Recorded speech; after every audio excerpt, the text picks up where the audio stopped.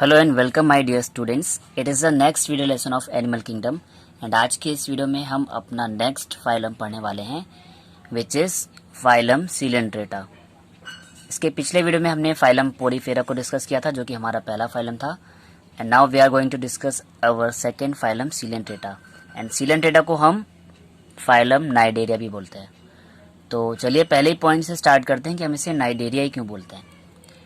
So coelentrates are also known as cnidarians due to the presence of stinging cells called cnidoblast और cnidocytes। अब Coelenterata के जो members होते हैं उनमें कुछ स्टिंगिंग सेल्स होती हैं। स्टिंगिंग का मतलब ऐसी सेल्स जो स्टिंग करेंगी यानी कि चुभोनों के काम आएंगी। यानी कि जब कोई भी एनिमल या प्रे इनके पास में आता है, कोई भी इनका शिकार हो या कोई बड़ा ऑर्गेनिज्म इसके पास आएगा तो इनकी जो ये स्टिंगिंग सेल्स हैं यहाँ से कुछ टेंटिकल्स निकलते हैं और वो टेंटिकल्स क्या करते हैं, बॉडी को बचाते हैं किसी बड़े ऑर्गेनिज्म से या किसी छोटे साइज के प्रे को जिसको ये खाना चाहते हैं उसको ये अपने टेंटिकल्स में फंसा लेते हैं। यानी कि ये चुभने वाले कुछ और सेल्स होती हैं जिन्हें बोला जाता है स्टिंगिंग सेल्स और उन सेल का नाम है नाइडोब्लास्ट या नाइडोसाइट। तो नाइडोब्लास्ट या नाइडोसाइट सेल्स की वजह से ही इनका एक और नाम है नाइडेरिया।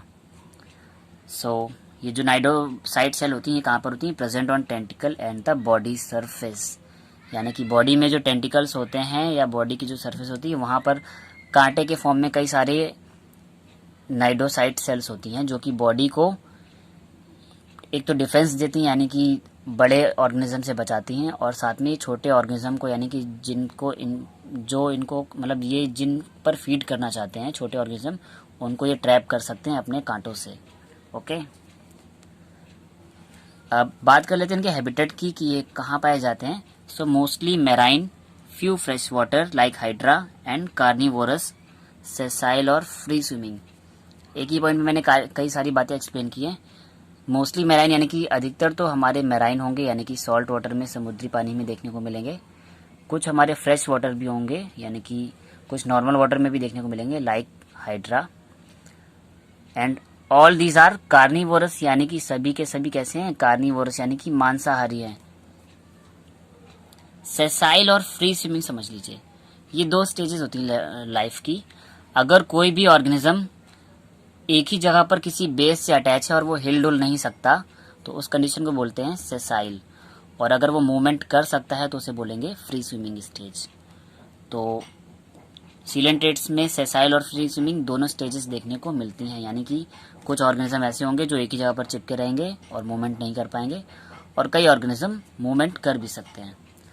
अब बात कर लें सिमेट्री के बेसिस पे, तो मैंने जैसा कि बोला था इनमें रेडियल सिमेट्री होगी यानी कि हम बॉडी को कहीं से भी काट कर दो इक्वल हाफ में डिवाइड कर सकते हैं। तो सिमेट्री हो गई रेडियल। और बात करेंगे लेवल ऑफ ऑर्गेनाइजेशन की, तो वो कैसा है, टिश्यू लेवल ऑफ ऑर्गेनाइजेशन। इससे पहले फाइलम पोरीफेरा में सेलुलर लेवल ऑफ ऑर्गेनाइजेशन था यानी कि जो बॉडी है वो कई सारी सेल से मिलकर बनी थी लेकिन टिश्यू डेवलप नहीं हुए थे। बट सीलेंट्रेटा में टिश्यू डेवलप हो गए हैं तो बॉडी का जो ऑर्गेनाइजेशन है थोड़ा सा मॉडिफाई होकर टिश्यू लेवल पर आ गया है। देन अगर हम बात करें इनकी जर्मिनल लेयर्स की तो body develop from two germinal layers, एक तो हमारी एक्टोडर्म और दूसरी एंडोडर्म। और जर्मिनल लेयर के बिहाफ पे भी मैंने एक कैटेगरी बताई थी कि अगर दो जर्मिनल लेयर हैं यानी कि एक्टोडर्म और एंडोडर्म है तो हम बोलते हैं डिप्लोब्लास्टिक, और तीन है तो यानी कि साथ में मीजोडर्म भी आ जाए तो ट्रिप्लोब्लास्टिक। तो यहाँ पर तो दो जर्मिनल लेयर हैं ectoderm and endoderm, so they are diploblastic यानी कि इनको हम डिप्लोब्लास्टिक कैटेगरी में रखेंगे। तो रेडियल सिमेट्री, टिश्यू लेवल का ऑर्गेनाइजेशन और डिप्लोब्लास्टिक एनिमल्स हैं। अब हम बॉडी की बात कर लेते हैं, बॉडी की इंटरनल कैविटी की। तो they have a large gastrovascular cavity called coelenteron cavity with a single opening called hypostome. अब इनकी बॉडी के अंदर जो डाइजेस्टिव पार्ट होता है यानी कि बॉडी के अंदर की जो कैविटी होती है जहाँ पर जितने भी इंटरनल वर्क होते हैं लाइक फूड का डाइजेशन होना या एक्सक्रीशन होना, ये सब एक सिंगल कैविटी के अंदर होते हैं जिसे हम बोलते हैं गैस्ट्रोवेस्कुलर कैविटी। और उस गैस्ट्रोवेस्कुलर कैविटी का जो नाम है वो कौन सा है, सीलेंट्रॉन। और इस सीलेंट्रॉन कैविटी की प्रेजेंस की वजह से इस फाइलम का नाम है सीलेंट्रेटा। तो फाइलम का पहला नाम है सीलेंट्रेटा क्योंकि यहाँ पर एक सिंगल गैस्ट्रोवेस्कुलर कैविटी होती है और दूसरी चीज़ यहाँ पे नाइडोब्लास्ट सेल होती हैं कांटेनोमा, इस वजह से इसका नाम नाइडेरिया भी रख दिया गया है। अब बॉडी की एक सिंगल कैविटी है प्लस उस कैविटी की एक ही सिंगल ओपनिंग है हाइपोस्टोम, यानी कि यहाँ पर जो माउथ का काम है वो कौन करेगा, यही hypostome as a mouth work करेगा। अब जो हायर ऑर्गेनिज्म होते हैं जैसे कि ह्यूमंस हो गए या जितने भी अदर मैमल्स होते हैं, जितने भी अलग इंसान और जितने भी स्तनधारी हैं, उनमें दो ओपनिंग होती हैं, एक तो माउथ जहाँ से हम फूड को इनटेक करते हैं और दूसरी एनस जहाँ से अनडाइजेस्टेड फूड पार्टिकल को बाहर निकाल दिया जाता है। तो जो लोअर ऑर्गेनिज्म होते हैं वहाँ पर हमको सिंगल ओपनिंग देखने को मिलती है। जैसे सीलेंट्रेटा में बॉडी कैविटी तो कंप्लीट है, सीलेंट्रॉन कैविटी जहाँ पर डाइजेशन वगैरह सारी प्रोसेस हो रही हैं, बट बॉडी कैविटी जो है वो सिंगल है जिसे नाम दिया गया है हाइपोस्टोम। सॉरी, माउथ जो है यानी कि ओपनिंग जो है वो सिंगल है, यानी कि जो फूड की एंट्री है वो भी हाइपोस्टोम से होगी और जितने भी वेस्ट मटेरियल हैं वो बॉडी से बाहर भी जाएंगे हाइपोस्टोम से। सो इस वजह से इसे बोला गया है सिंगल ओपनिंग, यानी कि ये माउथ और एनस दोनों का काम करेगा, यानी कि फूड इनटेक में और रिमूवल ऑफ वेस्ट दोनों का काम अकेले एक सिंगल ओपनिंग से होगा जिसे बोलेंगे हाइपोस्टोम। अब body of some coelenterates have exoskeleton made up of calcium carbonate. कई हमारे जो सीलेंट्रेटा के मेंबर्स होते हैं उनकी बॉडी की जो एक्सोस्केलेटन है यानी कि बॉडी की जो आउटर लेयर है वो कैल्शियम कार्बोनेट की बनी होती है, यानी कि बहुत हार्ड लेयर होती है। जहाँ पे भी कैल्शियम कार्बोनेट का स्ट्रक्चर आता है तो समझ लीजिए कि एक तरीके से हार्ड और बोनी एक्सोस्केलेटन है, यानी कि बहुत सॉलिड टाइप की आउटर कवरिंग है। तो इस टाइप का स्ट्रक्चर हमें कोरल्स में देखने को मिलता है, इसका एग्जांपल है कोरल्स। नेक्स्ट पार्ट है डाइजेशन की बात कर लें तो डाइजेशन यहाँ पर दोनों टाइप का होगा। Digestion is extra cellular as well as intra cellular, यानी कि एक्स्ट्रा सेलुलर का मतलब होता है सेल के बाहर, यानी कि जो डाइजेशन है हमारे सेल के बाहर इस सीलेंट्रॉन कैविटी में या गैस्ट्रोवेस्कुलर कैविटी में भी हो सकता है या इंट्रा सेलुलर यानी कि सेल के अंदर भी होगा। अब देखिए कैसे होता है। जो एक्स्ट्रा सेलुलर है वो कहाँ पर होगा, अकर इन सीलेंट्रॉन, यानी कि बॉडी की जो गैस्ट्रोवेस्कुलर कैविटी है अगर उसके अंदर डाइजेशन होगा यानी कि सेल के बाहर हो रहा है तो उसे बोलेंगे एक्स्ट्रा सेलुलर। और बॉडी में फूड डाइजेशन के लिए फूड वैक्यूल्स भी होती हैं और ये फूड वैक्यूल एक टाइप की सेल्स होती हैं। तो अगर फूड वैक्यूल के अंदर डाइजेशन होगा तो वो इंट्रा सेलुलर होगा और फूड वैक्यूल के बाहर बॉडी की सीलेंट्रॉन कैविटी में होगा तो उसे हम एक्स्ट्रा सेलुलर बोलेंगे। तो यहाँ पर दोनों टाइप का डाइजेशन देखने को मिलेगा, सेल के बाहर यानी एक्स्ट्रा सेलुलर और सेल के अंदर यानी कि इंट्रा सेलुलर भी। एक्स्ट्रा सेलुलर कंडीशन आएगी सीलेंट्रॉन कैविटी में और इंट्रा सेलुलर होगा यानी कि फूड वैक्यूल के अंदर। आई होप आपको ये क्लियर हो गया होगा। नेक्स्ट बात कर लेंगे अगर जो रेस्पायरेशन यानी कि जो श्वसन होता है या एक्सक्रीशन यानी कि जितने भी नाइट्रोजनस वेस्ट होते हैं उनको बाहर निकाला जाता है, वो किसके थ्रू होता है, diffusion of gases through body surface. यानी जितनी भी गैसेस हैं या हमारे जो फीकल मटेरियल हैं जो वेस्ट हैं वो डायरेक्टली जो है बॉडी की सरफेस में डिफ्यूज होकर रिलीज होते हैं। यानी जो बॉडी की सरफेस है वो डिफ्यूजन के थ्रू गैसेस को एब्जॉर्ब करती है और डिफ्यूजन का जो प्रोसेस है आपने क्लास 9 में पढ़ा होगा, जहाँ पर मॉलिक्यूल जो हैं अपनी हायर कंसंट्रेशन से लोअर कंसंट्रेशन की तरफ मूव कर जाते हैं। तो इसी हायर टू लोअर कंसंट्रेशन वाले मूवमेंट के थ्रू बॉडी में गैसियस एक्सचेंज भी होगा और साथ में एक्सक्रीशन भी होगा। और क्लास 10th में आपने पढ़ा होगा एक्सक्रीटरी मैटर के बिहाफ पे हमने 4 टाइप के ऑर्गेनिज्म पढ़े थे, अमीनोटैलिक, अमोनोटैलिक, यूरियोटैलिक और यूरिकोटैलिक। अब इनमें से जो ऑर्गेनिज्म अमोनिया को as a excretory matter release करते थे उन्हें हम बोलते थे अमोनोटैलिक। तो यहाँ पर जो एक्सक्रीटरी मैटर है वो क्या है, अमोनिया यानी कि NH3। तो अगर अमोनिया इनमें एक्सक्रीटरी मैटर है यानी कि ये कैसे हो गए, अमोनोटैलिक। तो इनका जो वेस्ट प्रोडक्ट है वो तो अमोनिया है। देन एक और बात कर लें तो इनकी जो बॉडी है, बॉडी 2 फॉर्म में देखने को मिलती है, यानी कि बॉडी की 2 अलग अलग फॉर्म है, एक तो हमारी पॉलिप फॉर्म, दूसरी मेड्यूसा फॉर्म। और कभी भी अगर बॉडी की एक से ज़्यादा फॉर्म हो तो अगर 2 फॉर्म होती हैं तो हम बॉडी को बोलते हैं डाइमॉर्फिक, 2 से ज़्यादा होंगी तो हम पॉलीमॉर्फिक फॉर्म भी बोल सकते हैं। तो सीलेंट्रेटा के जो मेंबर्स हैं इनकी बॉडी की 2 टाइप की फॉर्म्स देखी गई हैं स्ट्रक्चर वाइज। तो पहली हमारी पॉलिप है और हम पॉलिप को समझ लेते हैं और उसके बाद हम बात करेंगे मेड्यूसा की। तो जो पॉलिप टाइप की जो बॉडी होती है उसका स्ट्रक्चर होता है सिलेंड्रिकल, यानी कि ये एक सिलेंडर टाइप की गोल स्ट्रक्चर होगा, एंड सेसाइल फॉर्म। सेसाइल का मतलब मैंने पहले ही बताया था कि बॉडी एक बेस से चिपकी रहेगी और हिल डुल नहीं पाएगी, मूवमेंट नहीं होगा, यानी एक जगह से दूसरी जगह तक मूवमेंट पॉसिबल नहीं होगा। तो पॉलिप वाले जो हैं उनकी बॉडी सिलेंड्रिकल होगी प्लस सेसाइल होगी, यानी कि मूवमेंट नहीं कर पाएगी। और ये या तो सॉलिटरी कंडीशन में देखे जाएंगे या कॉलोनियल। सॉलिटरी का मतलब होता है या तो ये अकेले होंगे, या फिर कॉलोनियल का मतलब होता है बहुत सारे ग्रुप में होंगे। और इनका जो माउथ है इज डायरेक्टेड अपवर्ड, यानी जो ये मुंह है, देखिए माउथ है, इसकी जो डायरेक्शन है ये ऊपर की तरफ है, माउथ डायरेक्टेड अपवर्ड। तो देख लीजिए एग्जाम्पल है हमारे पॉलिप स्टेज का एडेम्सिया। यहाँ पर देखिए बॉडी कैसी है, एक सिलेंडर के टाइप की है, सिलेंड्रिकल बॉडी है। माउथ यानी कि जो ओपनिंग है, माउथ को ही हमने बोला था हाइपोस्टोम। अगर आपने पिछली लाइंस अगर आप मेमोराइज करें तो हाइपोस्टोम एक सिंगल ओपनिंग है, वही माउथ और एनस दोनों का काम करेगी। तो जो माउथ है वो ऊपर की तरफ प्रोजेक्टेड, यानी कि माउथ की जो डायरेक्शन है अपवर्ड है, ऊपर की तरफ है। बॉडी सिलेंड्रिकल है और सेसाइल, यानी कि ये एक जगह पर स्टेबल रहेगी।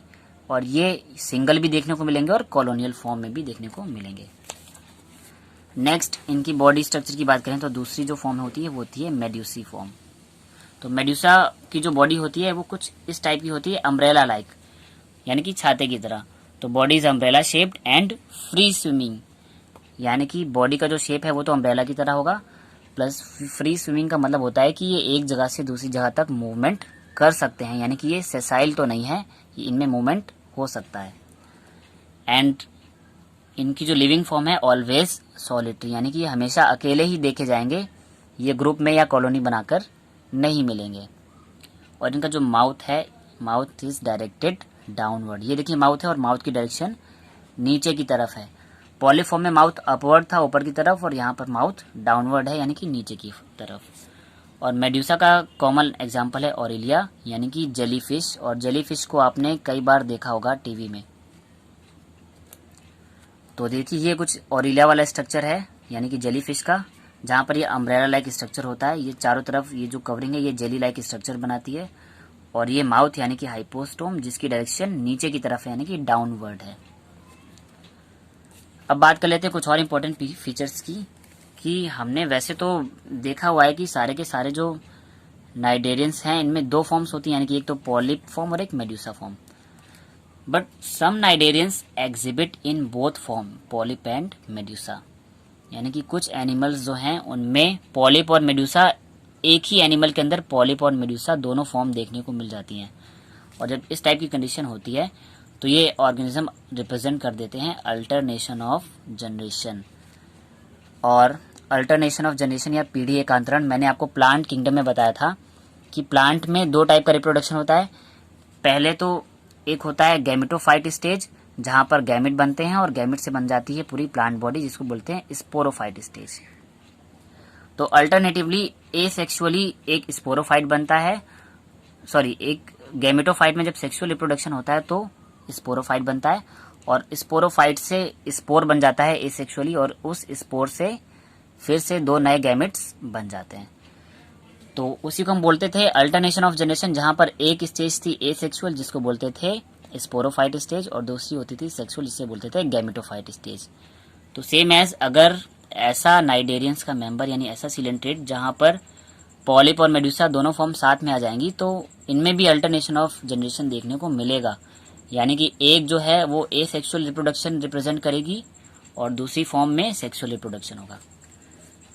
और ये दोनों के दोनों एक सिंगल ऑर्गेनिज्म के बॉडी की लाइफ साइकिल में देखने को मिलेगा। तो अगर एक ही एनिमल में दोनों टाइप की स्टेजेस देखने को मिल जाएं, पॉलिप और मेड्यूसा, तो हम इसे बोल दे देंगे अल्टरनेशन ऑफ जनरेशन। बाकी मोस्टली पॉलिप एक अलग ऑर्गेनिज्म की कैटेगरी में देखने को मिलता है और मेड्यूसा अलग, जहां पर दोनों साथ में आ जाएं तब वहां पे हम अल्टरनेशन ऑफ जनरेशन देख सकते हैं। तो होता क्या है अल्टरनेशन ऑफ जनरेशन में, पॉलिप प्रोड्यूस मेड्यूसी एसेक्सुअली, यानी कि जो पॉलिप वाली जो लाइफ फॉर्म है उस एनिमल की, वो एसेक्सुअल रिप्रोडक्शन करके मेड्यूसा बना लेगी and medusae form polyp sexually, यानी कि जब पॉलिप से एसेक्सुअल रिप्रोडक्शन के बाद बनेगा मेड्यूसा और वो मेड्यूसा वापस से सेक्सुअल रिप्रोडक्शन करेगा और बना लेगा पॉलिप।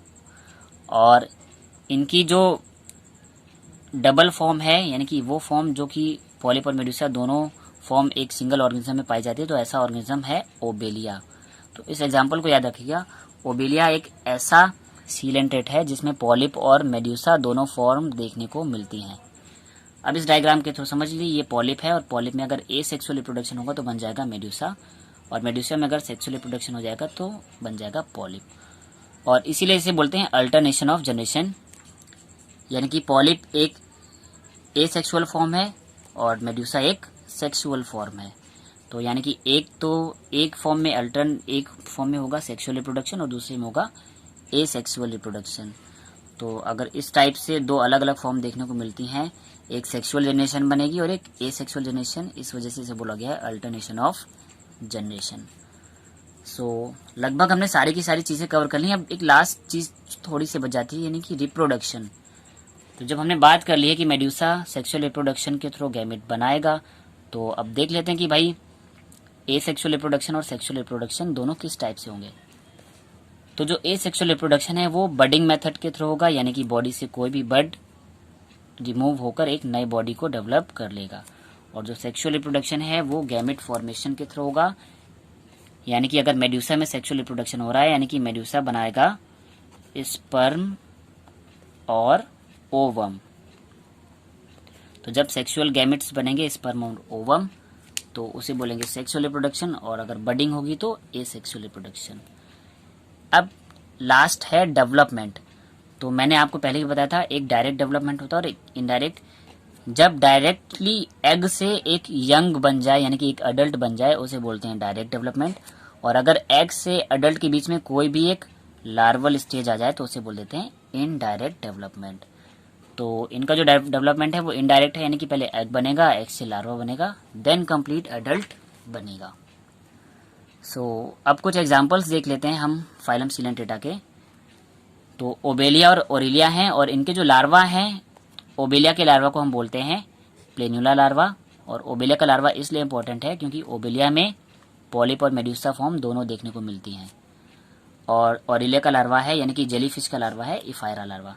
तो ये दोनों आपके नीट और अदर एग्जाम के पर्पज से भी बहुत इंपॉर्टेंट है। डायरेक्टली पूछ लिया जाता है कि ओबेलिया का लार्वा क्या है, या किसी भी सिलेंट्रेटा का लार्वा आपको एग्जाम्पल में दे सकता है, या जेलीफिश का लार्वा या ओरिलिया का लार्वा आपसे पूछ लिया जा सकता है। तो आप बता सकते हैं कि ओबेलिया का लार्वा प्लेन्युला लार्वा है, जो कि फ्री स्विमिंग है, सेसाइल नहीं है, यानी कि इसमें मूवमेंट देखने को मिलेगा। और जो ओरिलिया का लार्वा है वो है इफायरा लार्वा। तो ये दो कुछ इंपॉर्टेंट लार्वा थे फाइलम सीलेंट्रेटा के। सो स्टूडेंट, आज की वीडियो में इतना ही। प्लीज़ कमेंट करके बताएं ये वीडियो आपको कैसा लगा, एंड अगर आपको ये वीडियो समझ आया तो इसे लाइक करें और ज़्यादा से ज़्यादा स्टूडेंट्स को शेयर करें, ताकि सभी स्टूडेंट अपने डाउट्स को क्लियर कर पाएँ। एंड मोस्ट इम्पॉर्टेंट, इस चैनल को आप सब्सक्राइब कर लें एंड बेल आइकन को भी प्रेस कर लें, ताकि अपकमिंग वीडियोस की नोटिफिकेशन टाइम टू टाइम मिलते रहें और आपकी स्टडी कंटिन्यूसली होती रहे। एंड लास्ट वीडियो में मैंने फाइलम पोरीफेरा को कंप्लीट करा है, और अगर आपने फाइलम पोरीफेरा का वीडियो नहीं देखा है तो डिस्क्रिप्शन बॉक्स पर दिए गए लिंक पर क्लिक करके आप फाइलम पोरीफेरा के मेंबर्स के वीडियो को भी देख सकते हैं। Thank you students.